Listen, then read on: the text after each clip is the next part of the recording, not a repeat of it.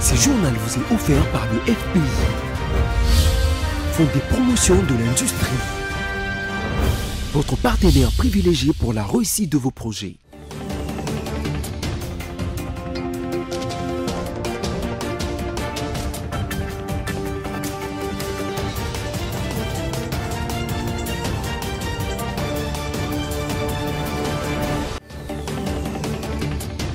Bonsoir à toutes et à tous et bienvenue dans ces journaux dont voici tout de suite les grands titres.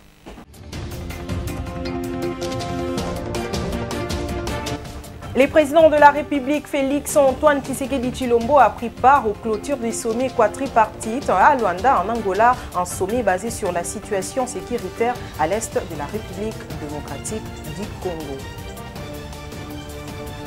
La cérémonie de la remise des bâtiments administratifs de la justice construits avec le financement de la MONUSCO a eu lieu ce mercredi et le gouverneur militaire de l'Ituri, le lieutenant-général Luboya Kashamadjoni, a présidé cette cérémonie. Bienvenue si vous nous rejoignez. Le président de la République, Félix-Antoine Tshisekedi Tshilombo, a participé à Luanda, en Angola, au sommet quadripartite sur la situation sécuritaire dans l'Est de la RDC. Les représentants de la SADC, de la CIRGL, de la CEAC et de la EAC ont pris part à cette rencontre. Regardez.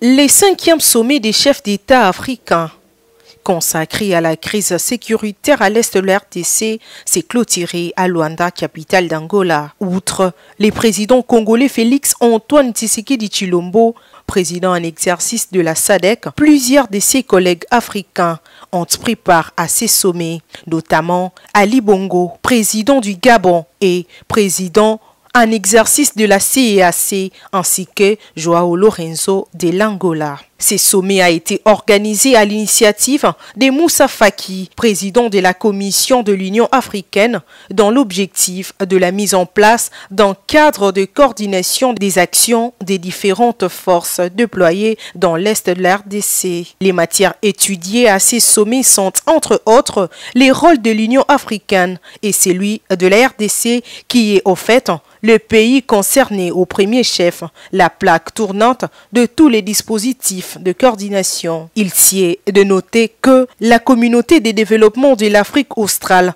avait décidé lundi 8 mai dernier à Windhoek, en Namibie, d'envoyer les forces pour rétablir la paix et la sécurité dans l'est de la RDC.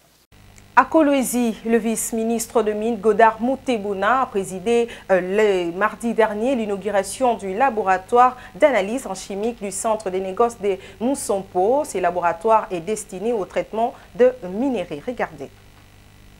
Mardi 27 juin 2023, un jour et une date pour le laboratoire du CEC d'analyse chimique du centre des négoces de Moussampo dans la ville de Kolwezi, province de Lualaba. Le vice-ministre de Mines, précédé à la coupure du ruban symbolique de l'inauguration de cet outil de traitement de minerais. Godard Moutebouna agissait ainsi au nom du ministre des tutelles. Le CEC sera en mesure désormais de poser pour son compte ou en appui aux autres services techniques en charge de l'administration du code minier les actes concourants à la certification technique au sens du DICODE. Madame le gouverneur ad intérim de Lualaba, Fifi Masuka Saini, reconnaît que le gouvernement provincial a exécuté près de 90% des travaux relatifs au centre des négoces de Moussampo. Dans le laboratoire du CEC, on est la clé de voûte pour relever les défis d'approvisionnement responsable en minerais. C'est pour moi un grand défi que le gouvernement provincial, sous mon leadership, a relevé en accompagnant le CEC dans la mise sur pied de ces labos qui est d'un standing international, écologique et sécurisant la main-d'œuvre. Le directeur général du CEC, Freddy Mwamba Koniku, retient que cet outil de travail financé sur fonds propres est capable de produire 1000 à 2000 échantillons par jour. Permettez-moi à l'entame de mon adresse de ce jour de rendre un vibrant hommage à son Excellence Félix-Antoine Tshisekedi Tshilombo, président de la République, chef de l'État. En effet, L'inauguration du laboratoire du CSC à Moussompo est une des retombées de la mise en œuvre de sa vision traduite dans le programme d'action du gouvernement. Le président du conseil d'administration du CEC, Dave Kalemba Kanchama, note plutôt que cette acquisition du CEC s'inscrit dans la logique de la modernisation de l'outil de travail et des infrastructures publiques initiées dans la province du Lualaba. Quant au doyen de la faculté de polytechnique de l'université de Lubumbashi, cette unité de production unique dans la région exploite une grande variété de machines de haut niveau devant produire des résultats fiables. Et puis, le ministre de Santé publique, Hygiène et Prévention, le docteur Roger Kamba, a procédé le mardi 27 juin 2023 à Kinshasa au lancement officiel du 3e Forum national en faveur de la vaccination et l'éradication de la poliomyélite en RDC. Images et commentaires. Atteindre d'ici 2027 au moins 75% de couverture vaccinale pour les enfants complètement vaccinés avant leur premier anniversaire. À ce pied, le ministre de la Santé, Hygiène et Prévention, Dr Samuel Roger Kamba, a lancé le mardi 27 juin le 3e Forum national en faveur de la vaccination et de l'éradication de la poliomyélite en République démocratique du Congo. D'entre deux jeux, le ministre de la Santé a invité le participant à revisiter ce qui est déjà accompli et éclairer ce qui demeure. Je voudrais, au nom de Son Excellence, Monsieur le Président de la République, Son Excellence Antoine Félix Tshisekedi Tshilombo, chef de l'État, vous souhaiter la bienvenue dans ce cadre qui abrite cette nouvelle édition du Forum national sur la vaccination et l'éradication de la poliomyélite. Je suis particulièrement heureux de vous retrouver pour discuter de manière franche et nous encourager tous à tenir nos promesses. Et celles-ci ne peuvent se réaliser que lorsque nous nous arrêtons pour revoir ce que nous avons déjà fait jusque-là. En effet, revisiter ce que nous avons accompli, éclairer ce qui demeure pour nous un défi et énumérer les leçons apprises que nous devons maintenir et retenir depuis que le premier forum a eu lieu en 2019. Ce sont là les actions attendues de nous au cours des présentes assises. Le ministre de la Santé a rappelé que ces forums est une opportunité de maintenir ou de réorienter les actions pour que la vaccination demeure au centre des priorités du gouvernement central, des directions et des programmes et du ministère de la Santé publique, Hygiène et Prévention. Il souhaite que chacun se penche sur le détail qui feront booster l'humilité des concitoyens et particulièrement des femmes et des enfants qui atteignent un changement de paradigme dans ce domaine. Chers partenaires, je tiens à vous remercier, à vous encourager à accompagner la République démocratique du Congo avec encore plus d'efficience dans les approches d'appui que vous nous procurez, et ceci depuis plusieurs années. Cette édition de ce forum est un moyen de dialogue et d'échange avec tous les acteurs pour une vaccination plus équitable. Il faut noter que les partenaires internationaux et nationaux de la vaccination sont prêts à soutenir davantage les efforts de la République démocratique du Congo pour réduire le nombre d'enfants n'ayant pas de vaccin grâce au lancement du plan Machako phase 2. Autre chose, dans ce journal, c'est depuis mardi 27 juin 2023 que le bureau de réception des traitements des candidatures des députés nationaux a ouvert ses portes à Koutou dans la province de Maïndombe. Ceux qui aspirent postuler dans cette partie du pays sont attendus avec impatience. Regardez. Désormais, les prétendants candidats à la députation nationale pourront retirer les formulaires pour remplir et conquérir ces postes aux échéances législatives nationales qui profilent à l'horizon. C'est après l'ouverture officielle du bureau de réception et de traitement des candidatures, ouverte ce lundi 27 juin 2023 à travers toute l'étendue du territoire national congolais. Pour le chef d'antenne de la commission électorale nationale indépendante du territoire de Koutou à la province de Maïndombe, les animateurs de ces opérations sont déjà à l'œuvre et prêts et n'attendent que les candidats qui aspirent postuler de venir accomplir leurs devoirs. La CENI a lancé un chronogramme des activités. Entre autres, nous avons ouvert nos portes pour la réception de candidatures, communément appelé le BRTC, Bureau de réception et de traitement des candidatures pour la députation nationale. Nous invitons tout le monde, que ce soit les regroupements, les partis politiques, les candidats indépendants, soient au courant. Et au niveau de notre antenne de la CENI Koutou, les opérations ont bel et bien commencé et le bureau est opérationnel. Les critères, il faut que les gens se réfèrent à la loi électorale. Quelqu'un qui en a besoin peut passer au bureau de la CENI, on va lui donner une copie de la loi électorale et il va lire.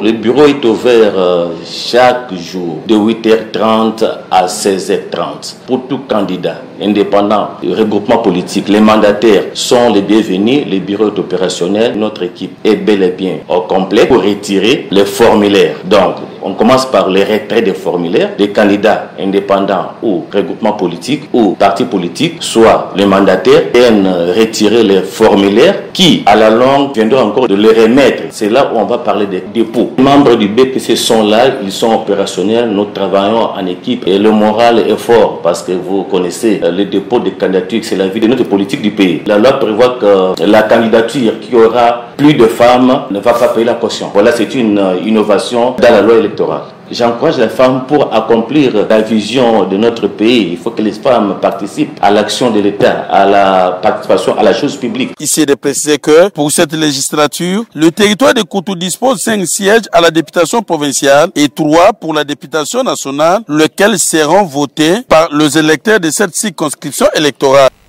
En visite sur le terrain dans la suite de sa délégation qui a accompagné les chefs de l'État, Félix Antoine Tshisekedi Tshilombo, le directeur général du FPI, Bertin Moudimbo Tshisekedi a procédé à l'évaluation de projets structurants financés par son établissement public, le FPI. Regardez. Plusieurs projets de construction des écoles, des hôpitaux, des routes, d'électrification et d'adduction d'eau potable sont financés par le Fonds de promotion de l'industrie FPI sur demande du gouvernement de la République dans le Kasaï oriental et ce, dans le cadre du programme présidentiel accéléré de lutte contre la pauvreté et les inégalités.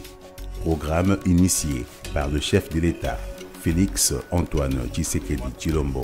Pour se rendre compte de l'état d'avancement des travaux, le directeur général du FPI, Bertin Moudimbo Tshisekedi, vient de séjourner à Mbuji-Mayi où il a évalué les travaux, corrigé d'éventuelles lacunes et faiblesses, ainsi que exhorté les entreprises ayant gagné les marchés à accélérer les travaux.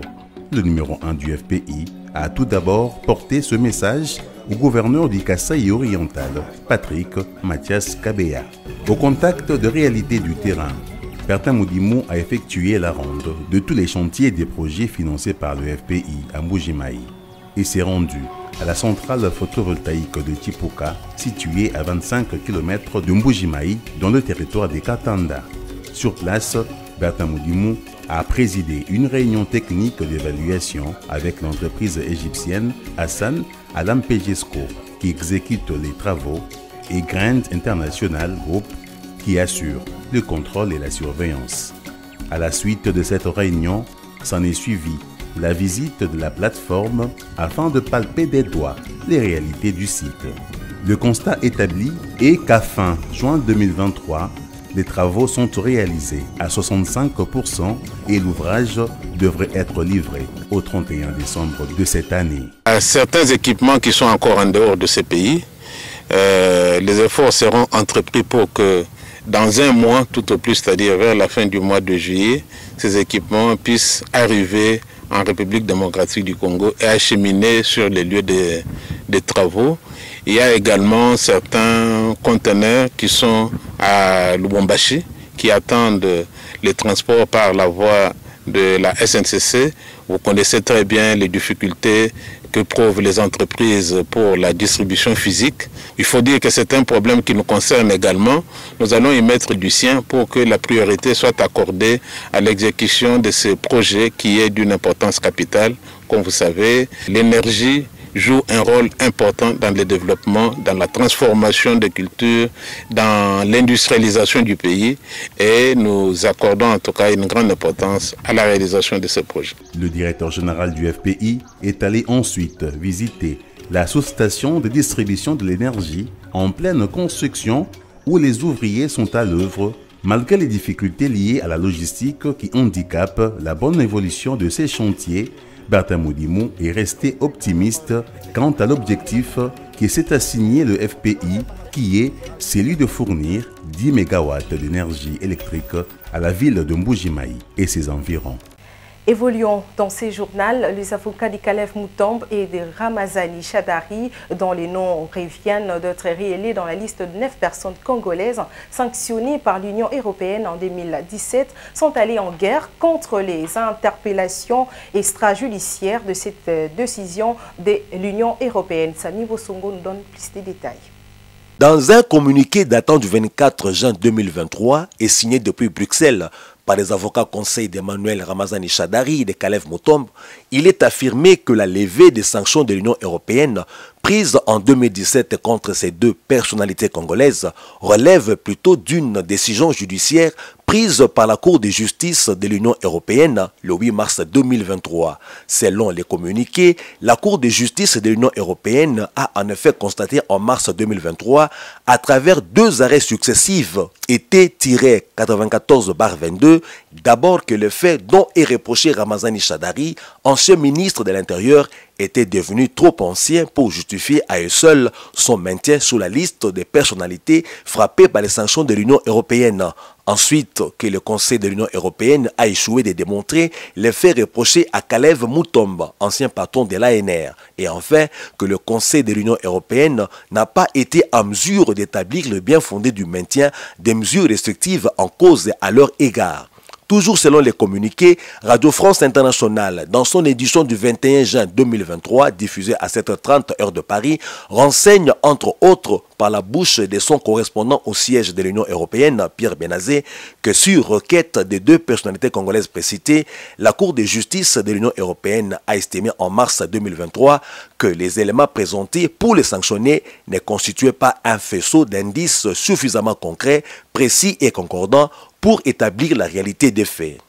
Le communiqué conclut, s'agissant des interprétations diverses et variées à caractère politique, qu'on ne cesse d'enregistrer ici et là relativement au momentum et à la portée politique réelle ou supposée de cette mesure de la levée des sanctions de l'Union européenne par les ministres des Affaires étrangères de l'Union européenne réunis le 19 juin 2013, le 19 juin 2023 à Bruxelles, en Belgique, qu'elle n'entame en rien la portée judiciaire de la décision du 8 mars 2023 de la Cour de justice de l'Union européenne à l'égard des 2 personnalités congolaises concernées. La question se pose. Pourquoi l'Union européenne avait d'un point de vue géopolitique sanctionné de façon ciblée en 2017 9 personnes congolaises du régime Kabila? Tentative de réponse dans cet éditorial de la rédaction de BC Télévision. En 2017, l'Union européenne avait levé des sanctions contre 9 cadres du régime, dont Ramazani Chadari et Caleb Moutombe, qui étaient impliqués dans l'échec de diverses manifestations de l'opposition de l'époque, qui étaient très soutenues par l'Occident. Tandis que les manifestations organisées par les opposants congolais, soutenues par les surtout de l'Église catholique, les organisations non gouvernementales de défense des droits de l'homme, les mouvements citoyens et diverses personnalités congolaises instrumentalisées ne réussissent pas à évincer Joseph Kabila du pouvoir. Le coaching de l'Occident à l'endroit de l'opposition d'alors était bien évident, au point que les opposants faisaient preuve d'audace et de zèle pour en découdre avec le régime Joseph Kabila, jugé indocile au diktat de puissances occidentales intéressées à la RDC. Alors que l'Occident cherche quelle recette utiliser pour défenestrer le régime Kabila et que les actions initiées pour ce faire échouent les unes après les autres, l'Union européenne, sous les initiatives belges, a pris des sanctions contre des cadres bien ciblés du régime Joseph Kabila afin de les intimider pour les empêcher d'agir de façon que les manifestations des opposants atteignent leur objectif. Il est notoire que l'épouvantail juridique, exploitant notamment les violations des droits de l'homme lors des manifestations hostiles, n'est utilisé que lorsqu'un régime n'obéit plus aux dictats occidentaux. Mais si un régime est jugé obéissant, l'opposition alors fait figure d'enfants pauvres et orphelins au point que le régime restera en place jusqu'à ce que l'Occident décide de changer les chefs de l'État tout en maintenant son système. Ces cadres du régime Kabila avaient été sanctionnés, non pas qu'ils aient vraiment commis des infractions, mais parce que l'Occident voulait qu'ils cessent d'appuyer Joseph Kabila. Voilà pourquoi la Cour de justice de l'Union européenne a estimé en mars 2023 que les éléments présentés pour les sanctionner ne constituaient pas un faisceau d'indices suffisamment concrets, précis et concordants pour établir la réalité des faits.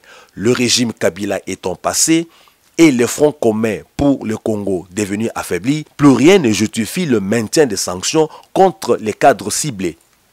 Je l'ai annoncé au sommaire, le gouverneur militaire de l'Ituri, Luboya Shamadjoni, a présidé ce mercredi 28 juin 2023 la cérémonie de remise des bâtiments administratifs de la justice construits avec le financement de la MONUSCO. Ceci témoigne le degré de collaboration qui existe entre la MONUSCO et l'administration militaire dans les cadres d'appui pour la restauration de l'autorité de l'État pendant cette période de guerre. Regardez. Excellence, monsieur le gouverneur militaire, commandant des opérations, mon général. Les meilleures conditions de travail constituent un facteur majeur d'un bon rendement et de productivité dans la vie de toutes les nations. 2 ans après son installation en Ituri, l'auditorat supérieur et la cour militaire sont dorénavant dotés de leurs propres bâtiments. Ceci grâce au financement de la MONUSCO à hauteur de $69 000 américains. La cérémonie de la remise officielle de ces ouvrages aux autorités judiciaires a eu lieu ce mercredi 28 juin 2023 par le gouverneur militaire de l'Ituri pour le colonel magistrat Joseph Makelele et Dienga Akelele, respectivement auditeurs supérieurs et premier président de la cour militaire. Cette dotation va contribuer à la restauration de la justice en Ituri. Cette œuvre cadre dans la politique et les efforts combien louables du chef de l'État, son Excellence M. Félix Antoine Tshisekedi Tshilombo, président de la République et magistrat suprême, s'accorde aucun répit pour imprimer au premier plan une bonne collaboration avec la MONUSCO pour l'essor de nos institutions judiciaires. C'est un honneur pour nous d'avoir pu obtenir ce bâtiment, parce que c'est pour la postérité, c'est pas seulement pour nous, c'est pour la postérité que cela est érigé, et nous pensons qu'il y aura de meilleures conditions de travail pour les magistrats. Et là, pour nous du parquet, ça peut mieux assurer les secrets de l'instruction. Au gouverneur militaire de l'Ituri, le lieutenant-général Luboya Shamadjoni d'inviter les bénéficiaires d'en faire un bon usage. Chères autorités judiciaires militaires, particulièrement ceux de la cour militaire et de l'auditorat y rattaché, c'est au lendemain de l'instauration de l'état de siège que votre juridiction aussi a été installée en Ituri. Les conditions dans lesquelles vous aviez été accueillis n'était pas du tout digne de recevoir des hauts magistrats que vous êtes. Une bonne justice élève une nation. Je suis persuadé que le droit qui sera dit dans ce bâtiment répondra pour l'intérêt supérieur de la restauration d'un état de droit et non pour des faits individuels. Il faut dire qu'une visite guidée sur les différents compartiments de ces bâtiments a clôturé cette cérémonie.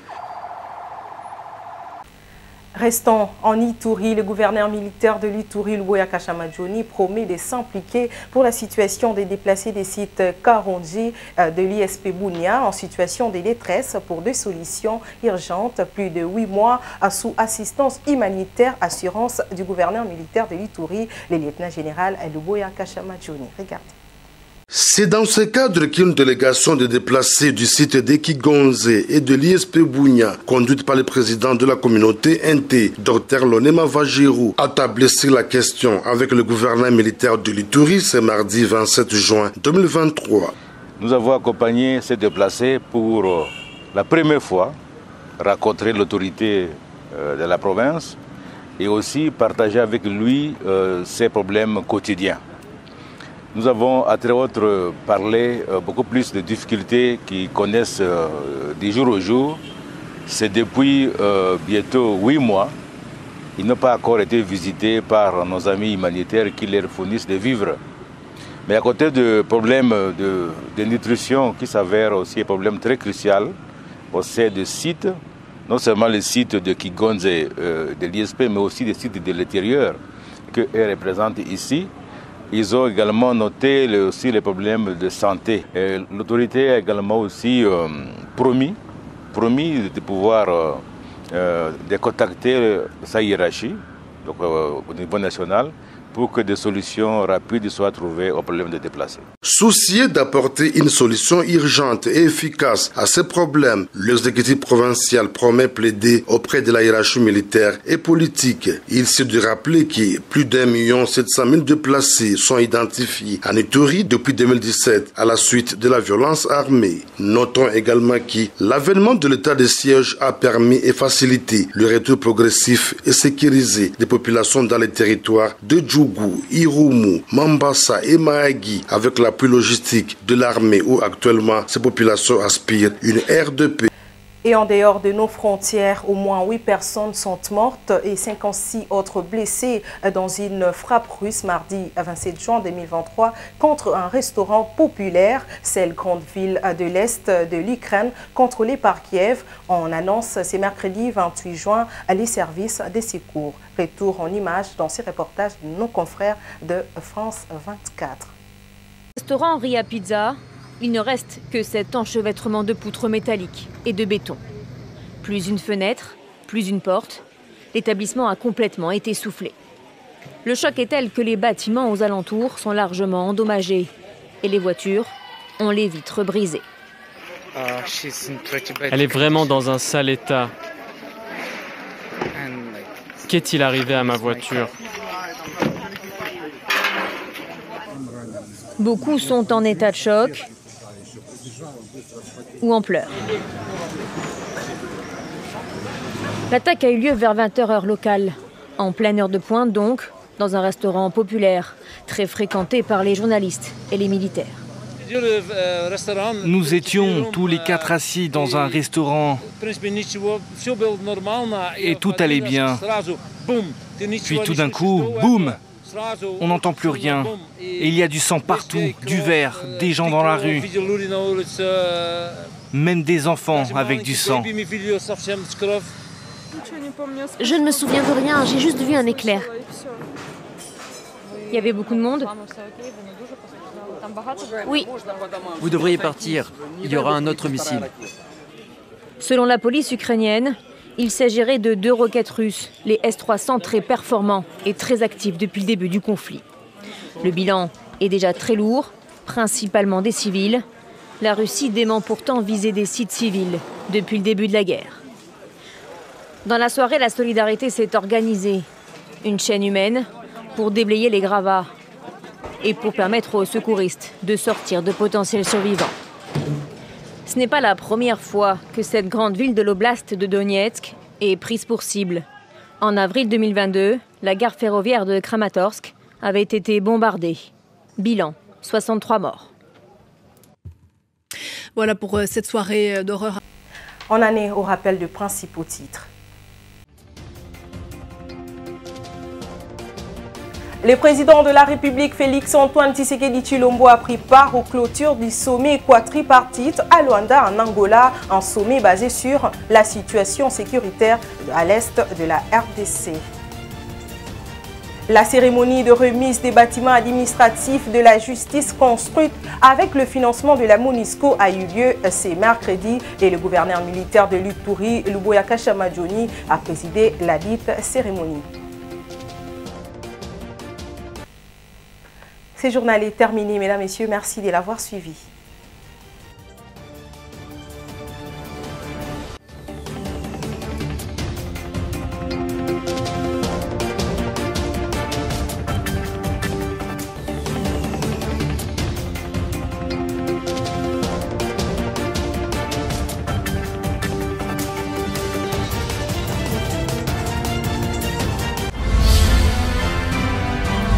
Ce journal vous a été offert par le FPI, Fonds des promotions de l'industrie, votre partenaire privilégié pour la réussite de vos projets.